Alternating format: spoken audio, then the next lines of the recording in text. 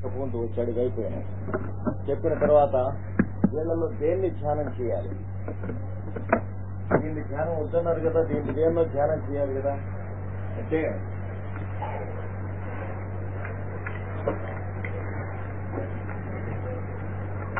ఇలా మీరు వేసుకుంటూ చూస్తే ఎవడి శరీరాన్ని మీరు చూసుకున్నారో వాడిని ధ్యానం చేయాలి అని చెప్పబోతున్నారు. అంటే అక్కడ ఏమున్నది ఆకాశంలో అంటే ఏం లేదు అనేటువంటి తెలివి తక్కువ ప్రశ్న, తెలివి తక్కువ సమాధానం కన్నా ఈ మొత్తం అంతా ఎవడి శరీరమో అనేటువంటి కామన్ సెన్స్ మనకి రావాలి. అంటే అంత శరీరం ఎలా ఉంటుంది ఒకడికి, అంత శరీరం కలవాడు ఎవడుంటాడు అనే ప్రశ్న వస్తే మన ఒంటి మీద బాగుతున్నటువంటి ఎర్రచీమ ఒక ప్రశ్న మన గురించి వచ్చినట్లే ఉంటుంది. మన ఒంటి మీద చిన్న సన్న ఎర్రచీమ పాకుతూ నువ్వు పాకుతూ ఉన్నటువంటిది అంతులేనటువంటి చోటు కాదది ఒకటి శరీరం అని ఆ ఎర్రచీమతో ఎవడన్నా చెప్పాడంట. అయితే శరీరం అంటే శరీరం అంటే ఎంత ఉంటే మహా ఎంత ఉన్నా నా శరీరం అంత ఉండాలి కానీ అంతకంటే శరీరం ఎంత ఉంటుంది అని ఎట్లా ఉంటుంది, ఇంత శరీరం ఉంటుంది ఏమిటి ఇదంతా ఖాళీ చోటు అని చీమ మన శరీరాన్ని గురించి అంటే ఎంత కామన్ సెన్స్ ఉందో మనకి ఈ స్పేస్ అన్బౌండ్ అనేటువంటి దాని గురించి ఇది ఒకటి యొక్క శరీరం అని చెబితే దాని గురించి సందేహించినా మనకు కూడా కామన్ సెన్స్ అంతే ఉన్నట్లే. అది కిందటి పాఠంలో వరకు ఈయన ప్రతిపాదన చేసిన విషయం. మనం వేదాంతుల దగ్గరికి వెళ్ళినట్లయితే ఈ పరములో మొత్తంలోనే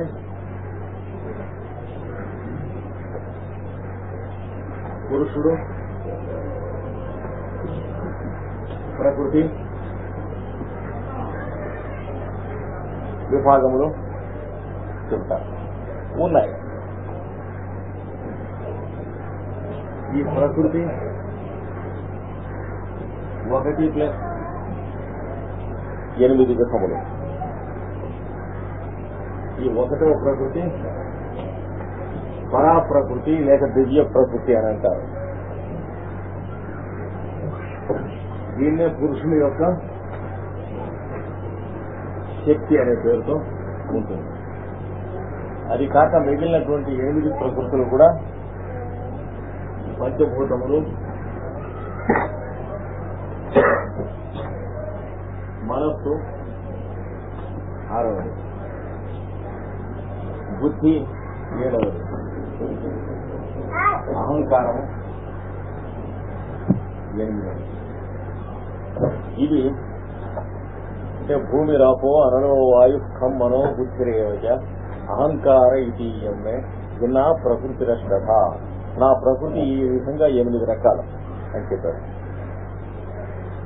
అందుకని ఈ 8 రకాల ప్రకృతులు చిన్న ప్రకృతులు అన్నమాట. ఇది 9వది పెద్ద ప్రకృతి. పెద్ద ప్రకృతి ఎలా ఉంటుంది, మనం చూస్తున్నటువంటి ఆకాశంలో ఆకాశం కంటెంట్ గా ఉంటుంది. వాయువులో వాయువు యొక్క అంతర్యామిగా ఉంటుంది, కంటెంట్ గా ఉంటుంది. నీళ్లలో మనం చూస్తున్నటువంటి నీళ్లు కాక అసలు ఇవి నీళ్లుగా ఎట్లా ఉంటూ ఉన్నాయి, జలత్వం, జలమునందు జలత్వము, వాయువునందు వాయుత్వము అనే ఒకటి ఉంటుంది. అవి లేనిది జలము వాయువు ఉండవు. అవి లేనిది మినరల్స్ వాటి కెమిస్ట్రీ ఉండదు. వాటిలలో ఉన్నటువంటి శాశ్వతమైనటువంటి ఆయా ధర్మము తత్వము అంటే ఇట్ బిహేవ్స్ సో అనేటువంటిది లేకపోతే దాంట్లో ఉన్నటువంటి ఈ సృష్టిలో ఉన్న అణువులన్నీ దే బిహేవ్ సో అనేది ఉండదు. అంటే ఇవి ఇలా ప్రవర్తిస్తాయి. భూమి అంటే ఇలా ఉంటుంది, ఘన పదార్థం అంటే ఇలా ఉంటుంది, వాయువు అంటే ఇలా వ్యాపిస్తుంది అనేటువంటిది ఆ లక్షణాలే వాటిలో ఉన్న అంతర్యాముడు. ఆ లక్షణాలను అనుసరించే వాయువు మొదలైనటువంటివన్నీ కూడా ఉంటాయి. అంటే కొంచెం కష్టం వీళ్ళు చెప్పినటువంటి తిరిగి మనం ఫాలో అవుతాం. చోటు మనకు కనిపిస్తుంది, అది చోటుగా ఉండటానికి ఆధారం ఏమిటో అది కూడా చోటులోనే ఉంది. రెండు ఐడెంటికల్ గానే ఉంటాయి. ఆ మొదటిది మనం ఎరుగున్న చోటు, ఆ రెండవది చోటు అనేటువంటి ఆయన యొక్క శరీరం. ఈ డైమెన్షన్ కూడా ఇక్కడ యోగ విద్యతో సప్లిమెంట్ చేసుకోవాలి అని కృష్ణదేవరాయలు చెప్పారు. కృష్ణదేవరాయలు కాకుండా యోగాభ్యాసంతో పాటు భక్తిని సమన్వయం చేసి భక్తి, జ్ఞానము, కర్మ అనే అజ్ఞానంతో మూడుగా వేట్లనైతే పిలుస్తూ ఉంటామో ఆ మూడింటిని యోగంతో అభేదంగా సమన్వయం చేసినటువంటి పెద్దలందరూ కూడా చెప్పేది యోగాభ్యాసంలో. దాన్నే మళ్ళా ఒక మాట ఉద్ధరించి 20వ శతాబ్దంలో అరవింద యోగేంద్రులు ఇంటెగ్రల్ యోగా అన్నారు. అది లేకపోతే హఠయోగ్యాలు వాడు నార్త్ వెళ్ళిపోతాడు, రాజయోగ్యాలు వీడు సౌత్ వెళ్ళిపోతాడు, వీడు ఒకడు ముక్కులో తాళ్లు వేసుకుని గొంతులో లాగుతూ ఉంటాడు, ఒకడు అలా కూర్చుని ధ్యానం చేసుకున్నాను అనుకుని కునికి పట్టుబడుతూ ఉంటాడు. చూసారా? అంటే ఎవడి యోగం వాడిది, అవయోగం దుర్యోగం అదే. యోగం అంటే ఒకటి కదా, ఎవడి యోగం వాడిది ఎట్లా ఉంటాయండి? ఇన్ని యోగాలు ఉంటాయి ఎక్కడ? మా ఆఫీసులో 18 యూనియన్లు ఉన్నాయన్నాడు. అంటే యూనియన్ లేదన్నమాట. యూనియన్ అంటే ఒకటి. అంటే ఏ ఇద్దరికి లేబర్ లో పడదని చెప్పి ఒక్కో యూనియన్ పెట్టుకున్నాడు. లేబర్ కి ఒకడికి పడేట్టుగా ఉన్న రోజుల్లో యూనియన్స్ ఉండేవే. 10 మంది ఉన్నారు అనుకోండి లేబర్ లో, 10 మంది 10 కులాలు అనుకోండి. ఓళ్ళకి ఇంకోటి పడుతుందా? అందుకని 10 యూనియన్లు పెట్టుకుంటాడు. అలాగే మాది కర్మయోగం, మాది జ్ఞానయోగం, మాది భక్తి యోగం అనేటువంటివి అలాంటి యూనియన్లే. ఇవన్నీ ఈ వెర్రి మళ్ళీ వెర్రి పుస్తకాయ తీసేయడం కోసం ఓల్డెస్ట్ సనాతనము శాశ్వతము అయినటువంటి యోగాన్ని మళ్ళీ మోస్ట్ మోడర్న్ అరవిందులు దాకా మాస్టర్స్ దాకా ఆ చోట్లో ఉన్నటువంటిది అవ్యక్తము, పరబ్రహ్మము అలా ఇలా అనకుండా నేనున్నాను రా నన్ను ధ్యానం చేయండి అలా. ఒక్కొక్క గురువు ఒక్కొక్క పేరు పెడతారు. మాస్టర్ సివి అలా చెప్పాడు, జీసస్ క్రైస్ట్ అలా చెప్పాడు, గౌతమ బుద్ధుడు అలా చెప్పాడు. నేనున్నాను నన్ను ధ్యానం చేయండి అన్నాడు. అంటే చోటులో ఉన్నటువంటి వ్యక్తిని నేరుగా చూడగలిగినటువంటి దృక్పథం అంటే ఒక యాంగిల్ ఆఫ్ విజన్ మనకి అలవాటు కావాలి. దాని దగ్గరికి తీసుకొస్తున్నాడు. ఈ వేదాంతంలో మనకు విడమరిచి చెప్పినటువంటి ఈ స్కూల్స్ లో ఇవన్నీ చదువుకుని వీటి పారం చూసినా సరే ఆ సమన్వయం లేకపోయినట్లయితే ఇవి ఏ కూరకి కాయ ముక్కలు తరిగి అక్కడ పెట్టి పులుసు ఉండటం చేతకానటువంటి వాడి బతుకు ఎలా అవుతుందో అలాగే వస్తుంది. పులుసు అనే ఏకవచనం ఉండదు, ముక్కలనే బహువచనం ఉంటుంది. వాడి బతుకంతా అలాగే పుట్టి అలాగే పెరిగి అలాగే వస్తాడు. ఏమంటే పులుసు దాచగలిగిన వాడికి అయితే ఎన్ని రకాలైన ముక్కలు కోసి పెట్టినా సరే పులుసు అనే ఏకవచనం సూచిస్తుంది. కానీ అది చేతగాని వాడికి ఒక కాయలో ముక్కలు కోసినా బహువచనమే వాడి బతుకు, ఏకవచనం ఉండదు. ఇది ఆనపకాయ ముక్కలు అంటాడు కానీ ఆనపకాయ ఉండదు. అంటే యోగో నష్టపరం తప్ప యోగం నష్టమైంది. అంటే యోగం అంటే సింథసిస్ అని తెలియక యోగం అంటే యూనియన్ అని అనుకుంటున్నాడు. అంటే పుష్పంలో రేఖలన్నింటినీ పట్టి ఉంచేదని తెలియక రేఖలన్నింటినీ దారంతో ఒక పుల్లకు గుచ్చి ఇది పుష్పం అని అంటున్నాడు పిచ్చివాడు. దానికి దీనికి సంబంధం ఉందా? పువ్వురేఖలు విడిపోయినవన్నీ కూడా ఒక పుల్లకి దారంతో గుచ్చి ఒక పక్క పెట్టండి, పుష్పాన్ని ఒక పక్క పెట్టండి. ఈ పుష్పంలో రేఖలన్నింటినీ లో ఉన్న దాని పేరు ఏకత్వం. ఇక్కడ మీరు తెచ్చింది ఏకత్వం కాదు, ఇది బహుత్వాన్ని బంధించడం. చూసారా? కనుక ఇది యోగం కాదు, అది యోగం. కనుక యూనియన్ కాదు యోగం అంటే సింథసిస్ అంటే వన్నెస్, అది తెలియాలి. అంటే సహజంగా ఉన్నటువంటి ఏకత్వం యోగం. మనం నిర్మాణం చేసినటువంటిది ఏకత్వం కాదు, బహుత్వమే కాదు. కనుక సృష్టిలో మనం బహుత్వం చూస్తున్నాం. ఇంతమందిని చూసి ఒకరికంటే ఒకరిని వేరే గుర్తుంచుకుంటాం మొదలైనటువంటి లోక వ్యవహారాల కోసం బహుత్వం అవసరం ఉన్నది. బహుత్వం చూడకపోయినట్లయితే మన కోసం ఎవరు వచ్చారు, మనం ఎవరిని చూడటానికి వెళ్ళాలి, ఇవన్నీ ఏమి ఉండవు. కనుక ఈ బహుత్వం చూస్తూ ఒక దృష్టితో ఈ బహుత్వం అంతా ఏ శరీరమునందు ఉన్నటువంటి చేతులు కాళ్ళు లాంటి బహుత్వమో ఆ శరీరం యొక్క దృక్పథం మనకు తెలియాలి. అంటే 2 చేతులు ఉన్నాయంటే మనం ఇద్దరం అవుతాం, చేతికి ఒక్కటికి 5 వేళ్ల చొప్పున 10 మంది అవుతాం. ఎలా అయితే లేదో జుట్టు నెత్తిన ఎంత ఊడిపోయినా కొన్ని వేల వెంట్రుకలు ఉంటాయి. కొన్ని వేల వెంట్రుకలు ఉన్నంత మాత్రాన ఒకటికంటే ఎక్కువ అవుతాడా వాడు. అలాగే శరీరంలో రక్త కణాలు కొన్ని కోటాను కోట్లు ఉంటాయి. కోటాను కోట్లు రక్త కణాలు ఉన్నంత మాత్రాన ఒక మనిషికి ఒక టికెట్ కంటే ఎక్కువ పుచ్చుకుంటున్న రైల్లో ఒకటే కదా అయ్యేది. ఇది తెలియాలి, ఈ దృక్పథం తెలియాలి, ఏకత్వం అనేటువంటి దృక్పథం తెలియాలి. మనలో ఇన్ని కోట్ల రక్త కణాలు ఉన్నప్పటికీ సరే మనం అనేటువంటిది ఇదో అట్లాంటిది ఈ మొత్తం అంతాను మనం ఉంటున్నటువంటిది. అందుకని మనం మొత్తంతో ఇన్సపరబుల్ అని తెలియాలి. అంటే మొత్తానికన్నా మనం వేరుగా ఉండుట సాధ్యం కాదు. ఉంటున్నాం అని అనుకుంటూ ఉంటామే అజ్ఞానమును, వినాశము మొదలైనటువంటి భయము మొదలైన వాటి కారణం. ప్రపంచంలో రాగద్వేషాలకు గాని, భీతికి గాని, కాంపిటీషన్కి గాని, లేదా పట్టుదలకు గాని, రోషానికి గాని, అంటే సుఖపడే గీత లేకుండా పోవటానికి దేనికైనా సరే అదొక్కటే కారణం. ఏదొక్కటి కారణం? ఈ మొత్తంతో మనకు ఏకత్వం ఉన్నది అని అది తెలియకుండా ఉంటాం. అది తెలిసిన నాడు ఉన్నటువంటిదే సుఖానికి కారణమైనటువంటిది. అదే మోక్ష స్థితి, అదే నిర్వాణ స్థితి అని చెబుతారు. కనుక ఆ స్థితికి వెళ్లాలని ఉంటే ఆకాశం వంక చూస్తే ఏమీ లాభం లేదు, పరబ్రహ్మని ధ్యానం చేస్తే లాభం లేదన్నమాట. వీటిలలో ఏ ఒక్కదాని వంక చూసినా దాని స్వభావం, దాని తత్వం, దాని చుట్టూ మీరు గిరగిర తిరుగుతూ బద్ధులవుతూ ఉంటారు. కానీ ఈ చెప్పబడినటువంటి సర్వాంతర్యామిత్వాన్ని పొందలేదు. కనుక దాన్ని చూసి లాభం లేదు, దీన్ని చూసి లాభం లేదు.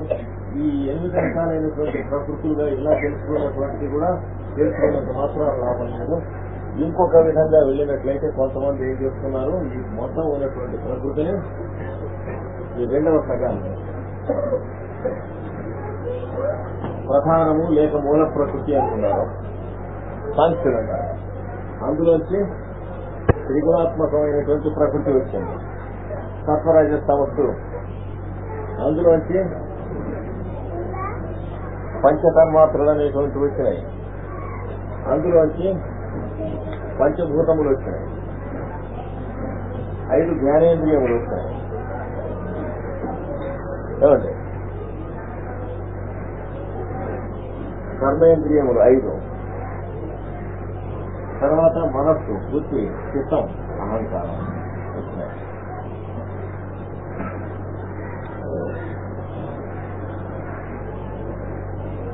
ఇందులో ఇది వదిలిపెట్టి 4, 5, 20 ఈ 4, 24 ఈ ప్రకృతి యొక్క చతుర్వింశతి తత్వముల కింద సాంఖ్యులు చెప్పారు. 24 తత్వముల కింద చెప్పి 25వ వాడు పురుషుడు అని చెప్పారు. ఈ పురుషుడు పరం దగ్గర నుంచి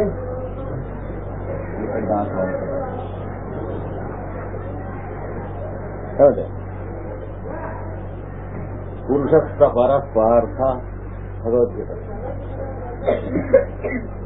అంటే మనలో ఉన్నటువంటి నేననేటువంటి ప్రతి దీంట్లో ఉన్నవాడు కూడా, ప్రజ్ఞ కూడా ఆ పరము అంతుపట్టదు, ఏదో మొత్తం అంతాను ఏమిటో అనుకున్నానే అది ఉన్నది.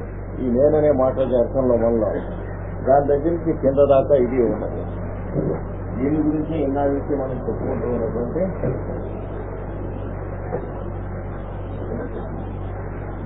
చిత్తము, చిత్తవృత్తి, బుద్ధి, పైన ఉన్నటువంటి ఆత్మతత్వం అని చెప్పుకున్నాం మనం. అంటే ఒక్కొక్క సంప్రదాయంలో వాళ్ళ స్టూడెంట్స్ కి వాళ్ళ టీచర్స్ ఇచ్చినటువంటి టెర్మినాలజీ డిఫరెన్స్ తప్ప విషయం ఒకటే. అంటే ఒక్కొక్కటి సిలబస్ వేరు, ఒక్కొక్కటి ఎనాలిసిస్ వేరు. ఆ సిలబస్ ను బట్టి, ఎనాలిసిస్ ని బట్టి వాళ్ళు ఇచ్చినటువంటి వాళ్ళ స్టూడెంట్స్ కి వాళ్ళు ఇచ్చినటువంటి కోర్సును బట్టి వచ్చినటువంటి పేర్ల భేదములు. అంతేగాని అదొక సబ్జెక్టు, ఇదో సబ్జెక్టు, ఇదొకటి యూనివర్సిటీ సబ్జెక్టు లాగా ఆ ప్రొఫెసర్ ఈ ప్రొఫెసర్ మాట్లాడుకోరు, ఆ స్టూడెంట్ ఈ స్టూడెంట్ మాట్లాడుకోరు, అట్లా ఉండవు. ఒకే సబ్జెక్టు ఇది. ఒకే సబ్జెక్ట్ లో సిలబస్ లు వేరు వేరు విధంగా ఇవ్వబడ్డాయి కోర్సును బట్టి. కనుక ఇది మనం గుర్తుంచుకుని ఇలా స్టడీ చేసినా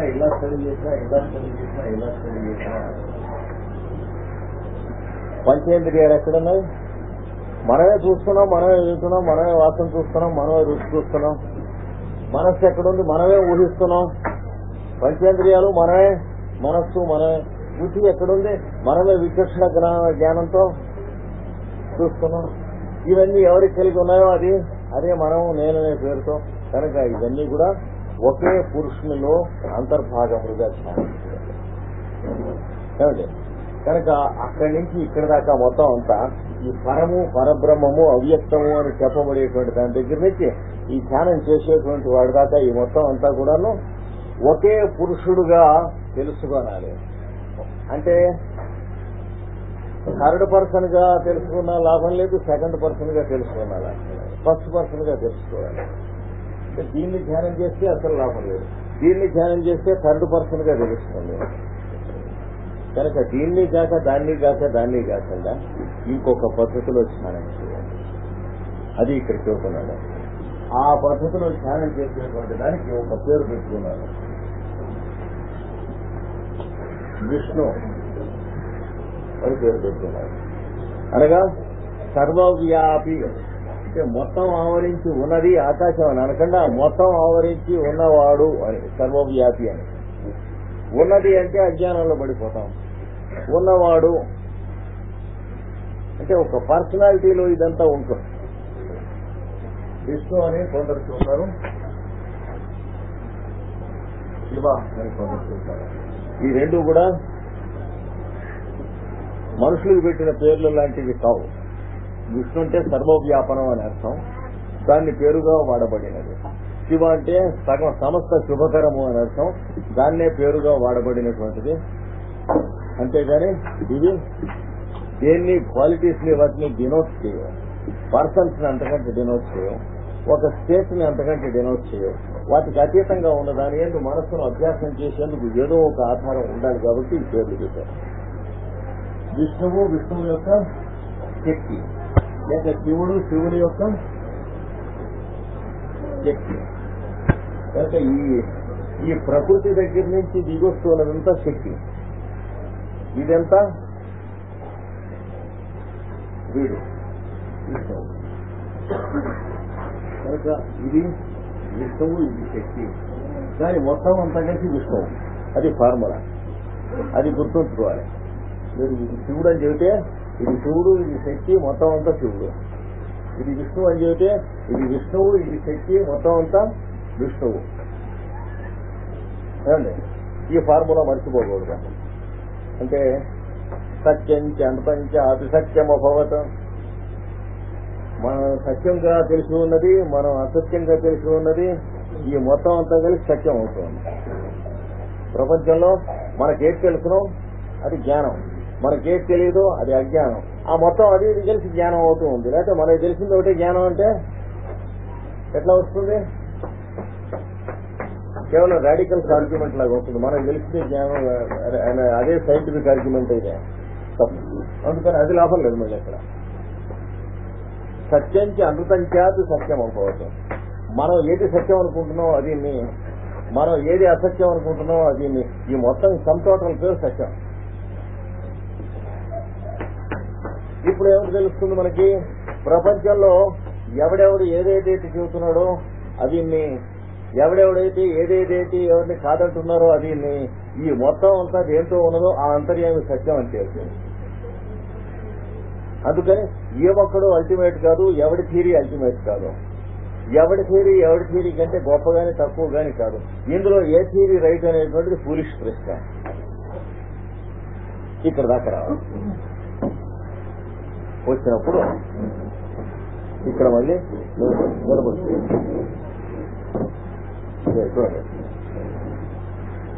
నిలబడుతుంది. ఇక్కడ దీని గురించి ఇంకా చెబుతున్నాడు. చేతనాత్మక ప్రపంచ భావంబు స్థూల రూపంబు ఉపక్రాంత యోగునకు చింతింప శక్యంబు. ఉపక్రమించినటువంటి యోగికి చేతనమైనటువంటి ప్రపంచం అంతా భావన చేయటం చేతనవుతుంది. శక్యంబు శక్యమేనియు సద్భావన త్రయాత్మకం బొగుట అశుభ ప్రతిపాదకంబు. ఈ కనిపిస్తున్న ధ్యానం చేయొచ్చు కదండి, చాలా సింపుల్ కదండి అని అడగదు. చేయొచ్చు కానీ ఇదివరకు మనం చేస్తున్న పని అదే. దానివల్ల మనకు కలుగుతున్నవి రాగద్వేషాలు, కామక్రోధాలు. మరి మన వాడిని చూస్తే ధైర్యంగా ఉన్నట్టు ఉంటాం, మనవాడు కాని వాడిని చూస్తే అధైర్యంగా ఉన్నట్టు ఉంటాం. ఈ దరిద్రాలన్నీ మళ్లీ పట్టుకుంటాయండి. మనం ఎదురు చేస్తున్న పని అదే. అదే పని మళ్లీ చేసి వీటిని ధ్యానం చేస్తుంటే గిరగిర మళ్లీ అక్కడికి ధ్యానం రాదు, ధారణ రాదు, గిరగిర తిరగటం ఒక్కటే వస్తుంది. అందుకని ఇంకొంచెం వేరే డైమెన్షన్ లోకి వెళ్ళాలి అని ఇక్కడ చెబుతున్నాడు. విష్ణు కనుక ముక్తి సాధనంబు కాదు ఇది. ఈ బంధంలోంచి యువతలకి సాధన లేదు. నేను మిమ్మల్ని ఎరుగున్నాను, మీ మీద నాకు ఉన్నటువంటి ఇంప్రెషన్స్ నుంచి యువతలకి రాలేను.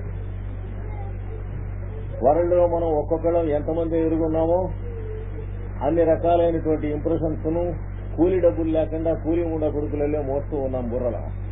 వాటిల నుంచి యువతలకి రావడానికి అవకాశం లేదు ఈ పద్ధతిలో. అంటే ఒక్కొక్క నెరుగున కొద్దీ వాడి గురించి ఒక దస్త్రం మన బుర్రలో తయారవుతూ ఉంటుంది. వాడు మంచి చెడ్డ మొదలైనటువంటివన్నీ కూడాను. వాటిలలో ఇన్వాల్వ్ అయిపోతున్నాం, ఇంకా ఇరుక్కుపోతున్నాం, కానీ అందులోంచి యువతలకి వచ్చే మార్గం లేదు. అందుకని ఈ ధ్యానం వల్ల ఉపయోగం లేదు. ఇది ఒకటి చెప్పాడు. కనుక ముముక్షువునకి ఇది పనికిరాదు, ముఖ్య సాధనం కాదు. ఈ చెప్పంబడిన సకల ప్రపంచంపును ఈ మొత్తం అంతా కూడాను ఇంకొక ప్రశ్న వేసుకోండి. ఇదంతా ఎలా ఉంటుంది? మనం ఇక్కడ ఎలా ఉన్నాను ముంచునంటే భూమి ఉంది కదండి అన్న. భూమి గిరగిరా తిరుగుతూ ఉంది, మర్చిపోయాం. గుండ్రగా ఉన్నది. భూమి గిరగిరా తిరుగుతూ ఉన్నా మనం ఎలా ఉన్నామండి? పోనీ భూమి ఎలా ఉందండి గిరగిరా తిరుగుతుంది అంటే సూర్యుడు వల్ల. సూర్యేనోత్తదితా భూమి, సూర్యుడి చేత నిలబెట్టబడి ఉంది భూమి. అయితే సూర్యుడో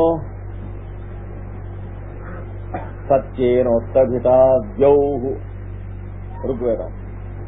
అంటే సూర్యుడు ఇలాగ నిలుస్తాడు, ఇలాగ తిరుగుతాడు, ఇలా వాడి చుట్టూ భూమి మొదలైన గోళాలు తిరుగుతాయి అనేటువంటి సత్యం స్పేస్ లో ఎటర్నల్ గా ఉన్నది. దాని మీద ఆధారపడి పోటీగా సూర్యుడు నిలబడి ఉన్నాడు అంటుంది ఋగ్వేదం. సత్యం అంటే ఏమిటి? సూర్యుడు ఇలా నిలబడతాడు అనేటువంటి స్టేట్మెంట్. ఆ స్టేట్మెంట్ లాంగ్వేజ్ కి ముందు ఉట్టి స్టేట్మెంటే ఉన్నది. First there was the word, the word was with God, the word was God అన్నది ఈ చెప్పిన వాక్యానికి, ఋగ్వేదం వాక్యానికి అనువాదం. అండి ఎలా ఉన్నది? మనం నిలబడి ఉంటాం దేనివల్ల అంటే భూమి వల్ల చెప్పదు. భూమి నిలబడి ఉంటుంది దేనివల్ల? సూర్యుడు వల్ల చెప్పదు. సూర్యుడు నిలబడటం దేనివల్ల అంటే బుర్ర గోకుని చెప్పు. సూర్యుడు ఇలాగ నిలబడతాడు అనేటువంటి ఒక సత్యం ఉన్నది ప్రకృతిలో, దానివల్ల. అది సత్యలోకం అంటారు. దాని పైలోకానికి వెళ్ళాలి ఇప్పుడు మనం. సత్యలోకం దాకా వరకు మనం టచ్ చేయగలం మైండ్తో. 7 లోకాలు ఉన్నాయి సత్యలోకాలు. సృష్టి ఆ సత్యలోకం నుంచే యువతలకు వస్తూ ఉంటుంది. దాన్నే చతుర్ముఖ లోకము లేక బ్రహ్మలోకం అంటారు. అంటే ట్రూత్ లెవెల్ అన్నాడు మాస్టర్ సివి గారు. దానిపైన నిల్ నన్ నాట్ లెవెల్స్ అన్నాడు. ట్రూత్ లెవెల్స్ పైన నిల్ నన్ నాట్ లెవెల్స్ అని ఉన్నాయన్నాడు. ఇప్పుడు ఇంతవరకు మనకు తెలుసు. దీనిపైన అవ్యక్తం పరంలో పెడితే ఏమీ లేదు, వీఆర్ లాస్ట్. ధ్యానం చేసేవాడే లేదు. గాలి వాన వస్తే కథే లేదు. చూసారా? వాన వస్తే ఏం చేస్తామంటే ఒక్క ఆకు అందుకే నీ మీద పడుకుంటాను నానిపోకుండా.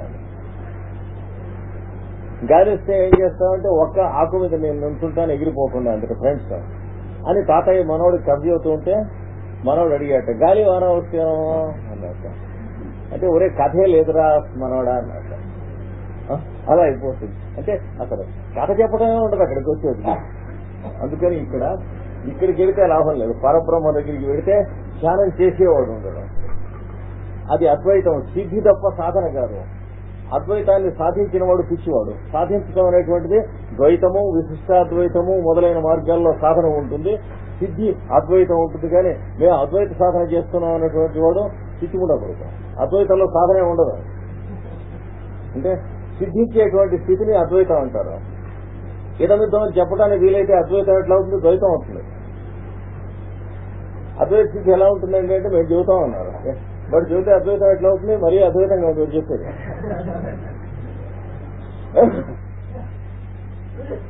ఇదో నిర్వికల సమాధికి సవికల సమాధికి తేడా చెబుతా అన్నాడు. తేడా చెప్పే స్థితిలో ఉంటే అసలు సమాధి రాదు. ఈ తేడాలన్నీ పోయిన తర్వాత వచ్చేదని పేరు సమాధి. కానీ ఆ రెంటికి తేడా నేను చెబుతానంటే మ్యాగ్నెట్ కింద చెబుతాను కానీ మ్యాగ్నెట్ లేదు మన దగ్గర అన్నట్టు. ఎందుకు ఏడవను? లేదా లైట్ అనే దాని గురించి పాఠం చెబుతూ ఉంటే కరెంట్ ఫెయిల్ అయినట్టు బొద్దు కనిపిస్తుంది. ఇంకా లైట్ అయితే దిక్కుమాలండి. కానీ యూనివర్సిటీ చదువులలో ఉంటాయి. మేము చదువుకున్న చదువులలో విద్యలు ఉండవు, చదువులు మాత్రం మిగులుతాయి. దానివల్ల ఇక్కడ ఏం చెబుతున్నదంటే ఇందులో ఏ రూపం కానీ నామము రూపము ధ్యానం చేసినా లాభం లేదురా అబ్బాయి. దాన్న ధ్యానం చేయడానికి వీలు లేదు. దీనికి దానికి ఈ రెండు కూడా ఎవడి శరీర భాగములో అనేటువంటిది ధ్యానం చేయడానికి మొదలు పెట్టాను. దానికి పద్ధతి చెబుతాను వీనన్నాడు. అని సమస్త ప్రపంచంబును విష్ణు శక్తి సమన్వితంపై, విష్ణువు శక్తి అంటే కాన్షియస్నెస్ పవర్, ఈ రెండింటికి సమన్వయము చేయబడినదై. సమన్వితం అంటే ఏంటి? వన్నెస్. యోగా అంటే యూనిటీ కాదు, యూనియన్ కాదు, ఇలాంటి పొలిటికల్ టర్మ్స్ కాదు. Oneness, synthesis. యోగం అంటే యూనిటీ అని చెప్పేవాడు, యూనియన్ అని చెప్పేవాడు పొలిటికల్ కదా. చూసారా, యూనియన్స్ ఉన్నాయి మాకు బాగా అన్నట్టు. సింథసిస్ యోగం అంటే వన్నెస్, ఏకత్వమను ఉపస్థిత. సహజంగా ఉన్న ఏకత్వం ఉందే దాని మీదికి మనస్సు ప్రసరింపజేసే సాధన మనకు కావాలి. అప్పుడు మనకు చెప్పిన ఈ అష్టాంగములు ఉన్నాయి చూడండి యోగంలో, అవన్నీ కూడాను సాధన చేసినటువంటి పరిపూర్తి స్థితి వస్తుంది. కనుక అష్టాంగ యోగ సాధన చేసినటువంటి వాడు ఏం చేయాలో చూస్తున్నాడు. ధారణ దాకా వచ్చేటప్పటికి వాడు ఇది కూడా లింకప్ చేసుకోవాలి. ఆ సాధన ఇక్కడ చెబుతున్నాడు. విష్ణు శక్తి సమన్వితంపై అతనికి శరీరం బునయ్యుండు. ఎవరికి శరీరం అయి ఉంటుంది? విష్ణువు శక్తి వాడి రెండింటికి సమన్వితం అయి ఉంటుందని చెప్పాడు. బాగానే ఉంది. అతనికి శరీరం పై ఉంటుంది. ఎవరికండి? విష్ణువుకి. అంతేకాదు ధ్యానం చేసేవాడికి. అతనికి ఏంటి అర్థం? అది జాగ్రత్తగా ఉండాలి. ఎవడు కూర్చొని ధ్యానం చేస్తున్నాడో వాడి శరీరం అదే అని తెలుసుకోవాలి. వాడి శరీరం అదే ఎలాగో మొత్తం తన శరీరం కూడా అదే అని తెలుసుకోవాలి. భూమి ఆకాశాలు మొదలైనటువంటి. అందుకనే భాగవతంలో మొట్టమొదటి విశ్వ విరాట్ రూపవర్ణనం అని చెప్పి ఉంటుంది. పర్వతములు అతనికి అస్థి సంచయంబులు, ఎముకలు, నదులు, కాల్వలు మొదలైనటువంటి రక్తనాళములు, సముద్రములు, భూపాదవు యస్య నాభిర్. ఈ వర్ణన అంతా ఉంది చూడండి. ఇదంతా దీనికోసమే. అంటే మన శరీరంలో శరీర భాగములు ఎలా అయితే ఉన్నాయో ఈ మొత్తం విశ్వం అని మనం పిలుస్తున్నటువంటి శరీరంలో శరీర భాగములు ఉన్న ధ్యానం చేయాలి. ఎన్ని చేసినా సచ్చి చెడి ఇది చేస్తే తప్ప సిద్ధి లేదు. యోగాభ్యాసం చేసిన వాడికి సిద్ధి లేదు, మంత్రం పేనిన వాడికి ఏం లాభం లేదు. అక్షరాలు చేశానండి అన్నాడు. ఏమిటంటే చేతబడి మంత్రం అన్నాడు. ఏమీ వాడి చేత ఏమీ పడేవాడు. నా చేత అయితే నా మీద చేస్తాను, లేదా మీ మీద చేస్తాను. వాడు దూకుతుంటే మీరు భయపడితే దానివల్ల మీకు జ్వరం వస్తుంది. కానీ వాడు చేసినందువల్ల ఏమీ లేదు. చేతబడేది ప్రపంచంలో ఏమీ లేదు. దొంగముడా కొడుకున్నాం. ఉంటే మరి